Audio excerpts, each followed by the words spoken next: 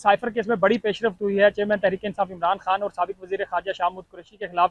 Cipher case में चालान की नकूल तकसीम कर दी गई हैं और फ़र्द जुर्म आयद करने के लिए 17 अक्टूबर की तारीख मुकर्रर कर दी गई है। आज जब वहाँ पे ऑफिशियल सीक्रेट एक्ट के खसूसी जज मोहम्मद जुल्कुरनैन अबुल हसनात जो है वो अदालत पहुँचे थे, तो इमरान खान और शाह महमूद कुरैशी को एक जाली बीच में थी जहाँ पे ये अडियाला जेल के अंदर समात हुई है। वहाँ पे जब नकूल तकसीम की जा रही थी तो इमरान खान ने जज के साथ मुकालमा किया और अपना एहतजाज रिकॉर्ड कराया कि अडियाला जेल में उनको सहूलियात फराहम नहीं की जा रही, उनको एक पिंजरे में बंद कर दिया गया है, उनको एक्सरसाइज करने के लिए कोई जो है फैसिलिटीज़ मुहैया नहीं की जा रही। इमरान खान ने ये भी कहा जो ऑफिशियल सीक्रेट एक्ट के खसूसी जज को कि मैं आपसे कोई एक्स्ट्रा कोई सहूलियात नहीं मांग रहा, सिर्फ जेल मैनुअल के मुताबिक जो मेरा हक है, मेरी सहूलियात हैं वो मुझे दी जानी चाहिए। इमरान खान अपने बुगला के साथ भी काफ़ी बरहम दिखाई दिए और उन्होंने काफ़ी ज़्यादा नाराज़गी का इजहार किया कि वो अटक जेल में ठीक थे, अडियाला जेल में उनको जो है दहशत गर्दों की तरह रखा गया है और उनके ऊपर कोई उनको सहूलियत मुहैया नहीं की जा रही। और जो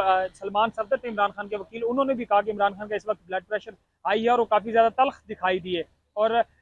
जब उन्होंने चालान की नकूल के ऊपर दस्तखत नहीं किए तो फिर अदालती हुक्म के ऊपर